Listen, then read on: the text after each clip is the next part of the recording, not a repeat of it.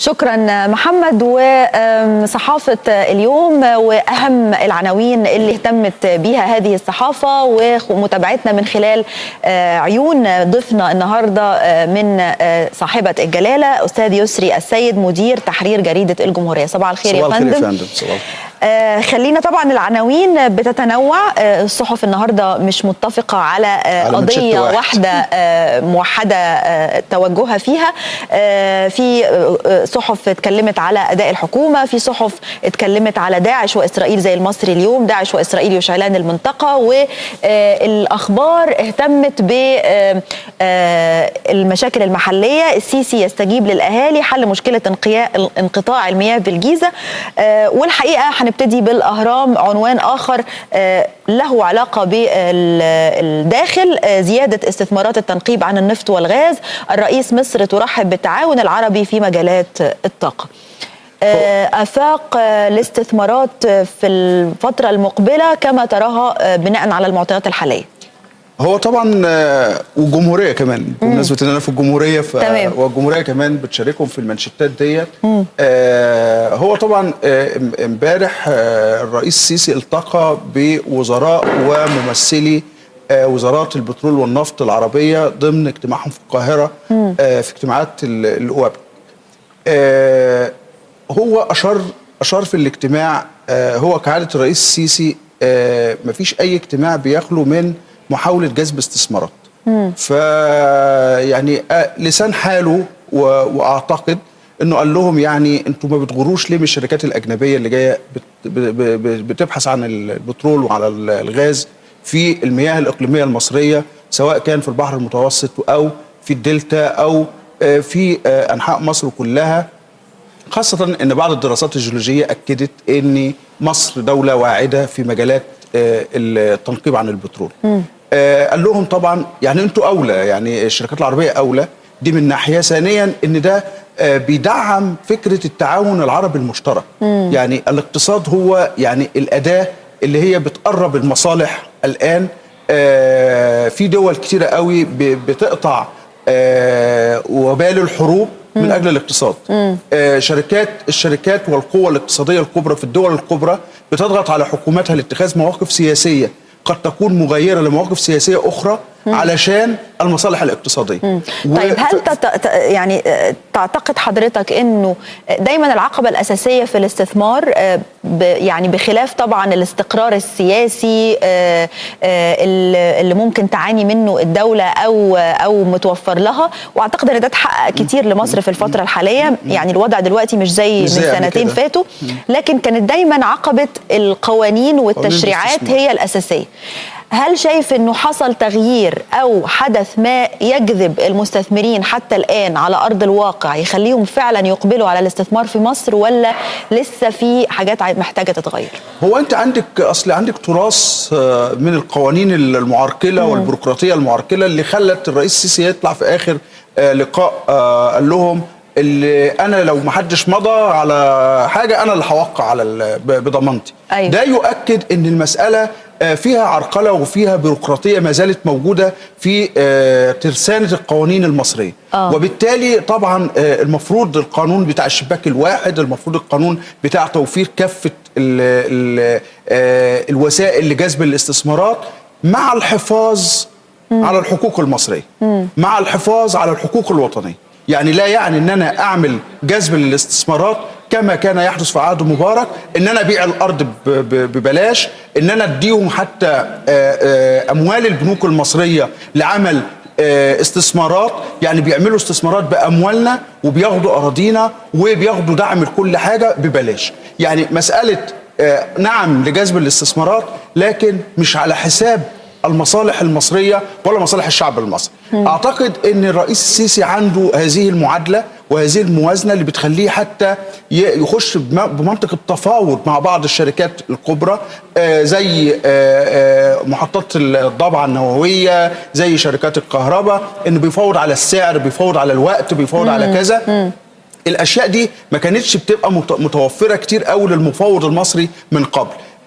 بس احنا مش عاوزين الرئيس السيسي هو اللي يبقى موجود في كل حته. يعني احنا عاوزين يعني 90 مليون سيسي يبقوا شغالين. اذا كنت موظف في او مفاوض او كذا، هي فكره صلاحيات. لو في صلاحيات معطاه للمنوط بيهم التصرف، اكيد هيقدروا يتصرفوا. بس بصي، الموظف المصري عنده قدره انه يا يمشي يا يعرقل. لو عنده قرار رئيس جمهوريه وهو عاوز يعطله هيعطله. هيقعد يقول لي يعني نظام بقى تلاكيك البيروقراطيه المصريه قادره، ودي قادره. دي غير جاذبه للاستثمار، ودي اداه غير جاذبه. لكن هو دلوقتي مساله تقليل التعامل مع الشخص الى التعامل مع الميكنه والتعامل مع قوانين صارمه، ده هيحل المشاكل كتيره قوي، علشان ما يحصلش اللي حصل ايام مبارك، ان في شركات كبرى صينيه مثلا وغيرها تفشت علشان كان في اشياء كتيره قوي بتبقى من تحت الترابيزات.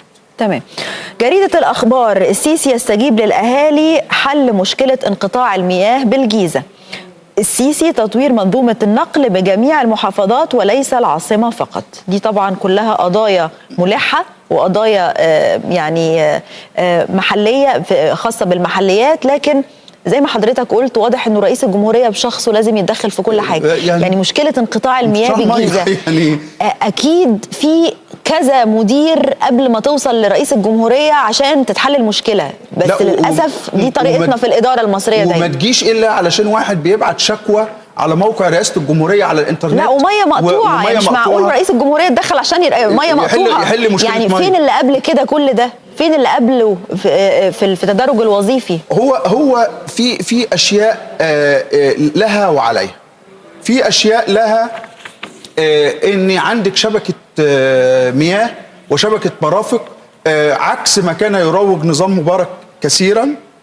في شبكات مياه متهالكه في بعض الاماكن، في احيانا في بعض المناطق الاخرى اللي حصل فيها توسع عمراني فظيع جدا لا يتناسب مع حجم شبكات المياه. يعني بعد 25 يناير حصل هجمه شرسه في البناء، وبالتالي حصل ناس بتبني بشكل مبالغ فيه، في حين ان الشبكه نفسها مثلا، علشان اقرب النموذج للساده المشاهدين، لو انا عندي ماسوره ميه عاوزه تخدم 1000 مواطن فقط او 1000 مشترك، وبقى عليها 30,000 مواطن، هتعمل ايه ماسوره الميه دي؟ لازم يحصل فيها مشكله. وده اعتقد اللي حصل في الجيزه وحصل في مناطق كتيره جدا. ده مش تبرير، لان المساله بقى لها شهور عماله تحصل فيها مشاكل انقطاع ميه، وكل شويه بقى خبر دلوقتي على بار القنوات دلوقتي والقنوات المواقع الالكترونيه، قطع المياه عن منطقه كذا من الساعه كذا للساعه كذا. أيوة. احيانا بعضها يقول لك علشان تحسين شبكات الميه وغسيل الشبكات وغيره، واحيانا لاجراء اصلاحات. أيوة. وصل الامر ان القاهره الجديده نفسها اتقطع عنها الميه لفترات طويله، وهكذا. المساله بتقول ان الناس تشتغل، وفي نفس الوقت يجب ان احنا نبقى مدركين ان هناك امكانيات متاحه وتراث من المشاكل موجود، وخلل حصل في التوسع العمراني المبالغ فيه الذي لا يتناسب مع حجم الشبكات. وده يخلينا اقول المخالفين لابد ان يدفعوا الفاتوره. يعني لا يعقل ان في ناس ملتزمه شبكه الميه دي معموله لهم علشان تجيب لهم ميه، وفي ناس مخالفه للقانون وبنوا وخدوا مساحات مش بتاعتهم نهائيا، وخدوا بهذا الخلل، بهذا الخروج عن القانون، خدوا حقوق الناس الملتزمه بالقانون. فانا ارجو من الرئيس السيسي وارجو من الحكومه المصريه وهي بتعالج حل انقطاع مشاكل الميه، تشوف الناس المخالفين وتشوف الاسباب الحقيقيه لقطع الميه. المساله ما تبقاش مسكنات، المساله مش ان انا بس اوصل الميه عشان الناس ضجت من قطع الميه، ولا ابعت لهم فناطيس ميه تديهم ميه تسقيهم. لا، انا لازم احل المشاكل من جذور. يجب ان احنا ننتقل من المسكنات الى الحلول الجذريه. الحلول الجذريه بقى مش هيقف قدامها رئيس الجمهوريه، يعني رئيس الجمهوريه مش هيقف قدام كل ماسوره ميه ولا ماسوره صرف صحي ولا موظف مش عاوز يمشي وده يقتضي انه الجهاز الاداري للدوله يبقى فيه يعني تحسين حقيقي واصلاح حقيقي، هو ده اللي يوصلنا ان المشاكل ورقابه حقيقيه يعني انا ادعو وجرأة في اتخاذ القرار. هنرجع تاني لنفس النقطه، مين اللي هيمضي ومين اللي هياخد المسؤوليه. للاسف البعض كتير جدا من المسؤولين دلوقتي بيخافوا يمضوا على ورقه، وبالتالي ده مش حل. يعني احنا في كل مرحله كل مرحله يقول لك انا مش عارف انا هقعد قد ايه، مش هقدر امضي عشان ما يبقاش المسؤوليه مسؤوليتي بعد كده. لكن طب وبعدين والمشاكل دي مين اللي هيحلها؟ لا بص حضرتك، اللي يقول ان انا مش عارف اقعد ولا مش ماشي، لو هو عنده الاحساس ده يتفضل يسيب الكرسي بتاعه ويمشي. لاني انا البلد لا يمكن ان تدار بنظام عمال التراحيل يوم بيوم. ما ينفعش عندي مسؤول يشتغل عندي يوم بيوم. انت لو قاعد لمده ساعه لابد انك تشتغل بالساعه دي بكل الكفاءه، لانك بتقبض ثمنها. أيوة. انت شغال موظف عند الشعب المصري، بتقبض مرتبك منه اخر الشهر نتيجه عملك. عملك ده لو قعدت يوم هتاخد الاجر يوم، لو قعدت شهر هتاخد اجر الشهر. بما انك قاعد اليوم ده لابد انك تشتغل بهذا اليوم. وبالتالي اجهزه الرقابه عليها دور مهم جدا، وتجريس اي مسؤول يتقاعس عن اتخاذ قرار. جريدة الأهرام: عقب اجتماع الهيئة العليا للحزب، الوفد يقرر عدم الانضمام لتحالف مصر وينافس اللجان، وبدران لن نشارك في التحالف، والوطنية لا توهب لأحد. الاشتراكي المصري: البرلمان الجديد يواجه تحديات كبيرة. عناوين كلها خاصة بالبرلمان قبل ما يبتدي أولى جلساته في يعني فترة توليه فترة جديدة من دورة برلمانية. انطباعات عن حضرتك عن هذه العناوين؟ هل ده ينبئ بدورة برلمانية ناجحة أم إنها بدايتها كده فيها مشاكل؟ هو التشكيل المجلس نفسه وما أسفرت عنه الانتخابات بتحط علامات استفهام كتير. يعني أنا واحد من أشد المتشائمين إن بقول إن عمر هذا مجلس النواب عمره قصير بقى، من داخله من خارجه، طعون مش طعون كده. أنا متوقع الكلام ده. لكن بعيدا عن ده، مسألة وجود أكتر من 50% من المستقلين في هذا المجلس بيخلي المسألة ما انتش عارفة يعني هتتكلمي مع مين ولا مع مين. انت لما بتتكلمي مع أحزاب، بتتكلمي مع برامج، بتتكلمي مع سياسات، بتتكلمي مع توجهات، وبالتالي يستطيع صانع القرار ان هو يعرف هو بيتكلم مين. لكن لا يمكن انك انت تخشي مع حد. لو احنا قاعدين دلوقتي احنا 2 عارفين نتكلم، لكن تخيل لو احنا 600 واحد قاعدين، مين هيكلم مين هيقول ايه؟ محدش عارف. لو احنا بقينا 10 كتل، كل كتله هتبقى في متحدث بالنسبه لها، فهيقدر يتكلم عنه، يعبر عن الكتله بتاعته، يعبر عن سياستها، عن غيره. لكن لو تخيلي 600 كتله، يعني 600 نائب ب 600 واحد بيتصور نفسه هو برلمان لوحده، هو شعب لوحده، هو بيراقب حكومه لوحده، هتبقى شكلها ايه المساله؟ ده نتيجه الحصاد المر لعدم وجود حياه حزبيه سليمه. أيوة. وبالتالي ما بقى الناس اللي نزلت في الانتخابات والناس اللي اختارت ما اختارتش، لا اختارت احزاب ولا اختارت برامج، لا اختارت اما افراد بحسب العصبيه والقبليه، او اختارت مال سياسي لعب دور مهم جدا في اختيار النواب. وبالتالي هذا هو الحصاد المر. الحصاد المر ان يبقى عندي 600 ما يقرب من 600 نائب، كل واحد فيهم بمثابه حزب لوحده. يجي بقى تحالف دعم مصر. يعني انا لحد دلوقتي مش متفهمه. ليه؟ لاسباب سياسيه وايديولوجيه. انا لما بعمل تحالف علشان احنا اهدافنا واحده، احنا برامجنا واحده. لو احنا اتجاه اشتراكي فهنجمع كل الاحزاب ذات الاتجاه الاشتراكي، هنكون كتله واحده. هيبقى لو في اي قانون بيطلع ضد توجهات العداله الاجتماعيه انا هقف ضدها. مثلا لو انا مجموعه راسماليه او اتجاه ليبرالي راسمالي هنتكتل مع بعض. لو في اي قوانين ضد الاستثمار او ضد كذا هنقف ضدها. طيب انا لما اضم بقى الشامي على المغربي هدافع عن ايه؟ يعني انا دلوقتي نتصور ان الحكومه جت قررت وتتصدى لمين؟ وهنتصدى لمين؟ لا هنتصدى للحكومه، لكن هنتصدى للحكومه ليه؟ هل التحالف ده علشان تتصدى للحكومه واي اختراقات، ولا ضد تيارات تانية في المجلس قد ما تكونش على نفس هواك يعني؟ لا انا المفروض ماليش دعوه بالتيارات اللي جوه، انا ليا دعوه بان انا جاي براقب وبشرع. يعني دور ايوه، ما هو المفروض انه كل النواب عندهم نفس الهدف، نفس التوجه ده مفيش، انه بيدعم كل ما هو في مصلحه المواطن، مصلحه الدوله المصريه والدوله المصريه. يعني انا المفروض كل البرلمان ده هو الدعم للدوله المصريه، لان احنا ارتضينا، ما دام ارتضينا التجربه الديمقراطيه، حتى يعني لو تسلل بعض التيارات الدينيه موجوده، ما دام ارتضت اللعبه الانتخابيه فالمفروض هي جايه تدعم الدوله، وبالتالي احنا كلنا مع دعم الدوله. اما مساله زي ما بقول لحضرتك يتلم الشامع المغربي في تحالف واحد، لو الدوله دلوقتي او الحكومه جت قدمت مشروع قانون مثلا برفع الاسعار، ايوه واخد بال حضرتك، والغاء الدعم. طب لو الائتلاف ده في احزاب اشتراكيه فهتبقى ضد ده، وفي احزاب راس ماليه او احزاب ذات توجه راس مالي هتبقى مع ده. طب موقف الائتلاف ده هيبقى شكله ايه؟ هيبقى مع ولا ضد؟ صحيح. وبالتالي يعني هو في بذور فنائه من الداخل، لان التوجهات مختلفه اللي بتجمع.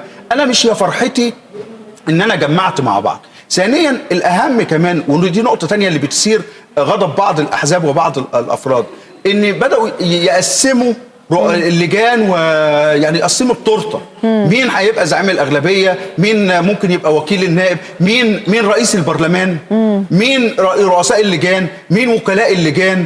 الله، طب والناس التانية دي نظامها ايه يعني؟ هل يعني انتوا علشان كونتوا مثلا 57% ولا 60% تتصوروا انكم شكلتوا 51% اغلبيه يبقى تحسموا كل حاجه تاخدوها، وال 49% دول يبقوا بره المساله؟ انا بعتقد ان الرئيس السيسي لا يريد ظهيرا داخل البرلمان، لان ظهيره الاساسي في الشارع المصري، فما تلعبوش على صيغه ان احنا جايين ندعم الرئيس السيسي.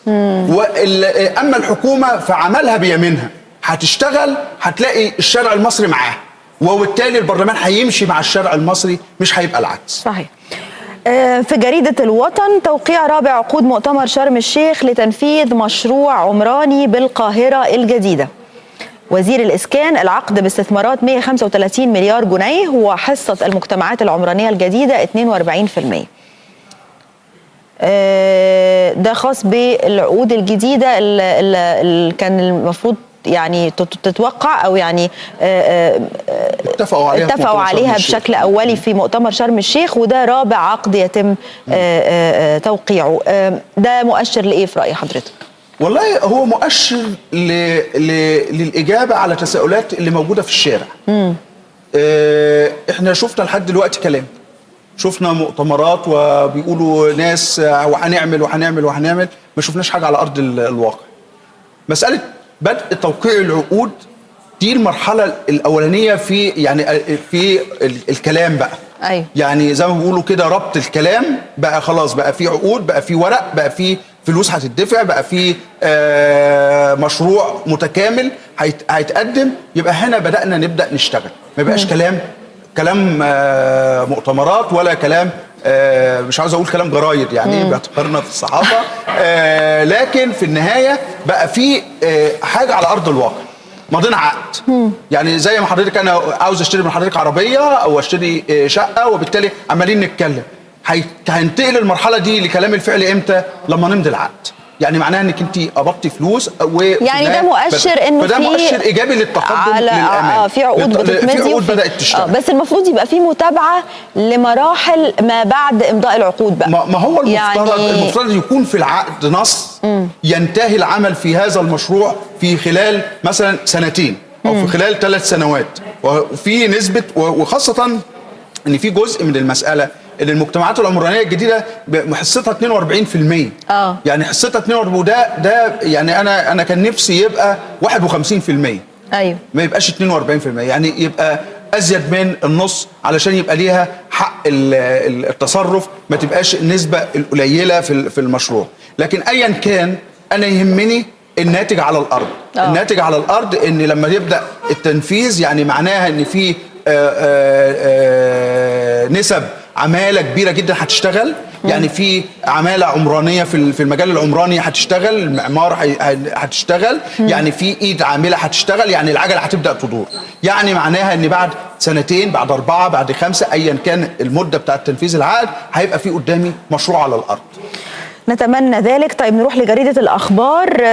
طرح 350 سيارة للشباب لتوزيع المنتجات الغذائية الأحد القادم. رئيس الوزراء المشروع سيساهم في ضبط الأسعار، والصندوق الاجتماعي يمول 70% من تكاليفه. دي مش الخطوة الوحيدة لمسألة ضبط الأسعار، يعني في أكتر من إجراء تم اتخاذه، سواء بطرح الوجبة اللي طرحتها القوات المسلحة بأسعار مخفضة، سواء دعم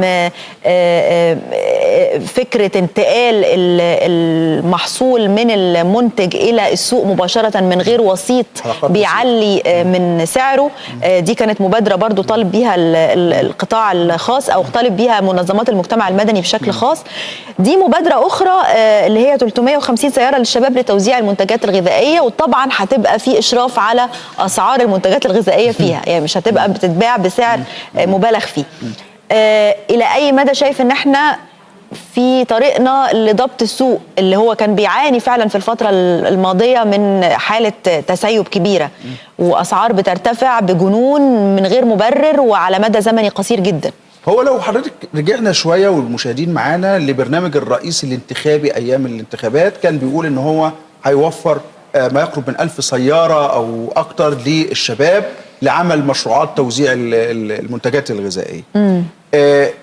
المشروع ده له جوانب إيجابية كتير، منها إن دي مش عربية مجرد عربية عادية، دي تلاجة، وبالتالي هتحفظ المنتجات. يعني لما هتبيع لحوم أو هتبيع أسماك أو هتبيع دواجن أو خضروات مجمدة أو غيره، مش هتفسد. يعني مش هناكل أغذية فاسدة. يعني بقت في تلاجة بتتحرك بالمنتجات المجمدة، وبالتالي هتتباع للمواطن وهي صالحة للاستخدام الآدمي. مش هتبقى مجرد صندوق وتحط فيه البضاعة وتبيع. دي نمرة واحد. نمرة اتنين، انك انت كل عربية من دول على الأقل يبقى فيها 2 مثلا، يبقى أنا وفرت حوالي 700 فرصة عمل. البعض بيقول 3 لكل عربية، أنا يعني هقول يعني 2 في 300 يبقى ده 750 فرصة عمل جديدة. طبعا ده عدد قليل بالمقارنة بحجم البطالة الكبير، لكن في النهاية نقطة على الطريق. الحاجة الثالثة المهمة جدا ان هذه السيارات مش للقاهرة لكنها للمحافظات، وبالتالي ما تبقاش كل المشاكل بتاعتنا حل مشكلات العاصمة، ولكن أهالينا في المحافظات ليهم حق علينا ان هم برضو مكويين بنار الغلا، وبالتالي المفروض ان انا ابدا احل لهم مشاكل الغلا.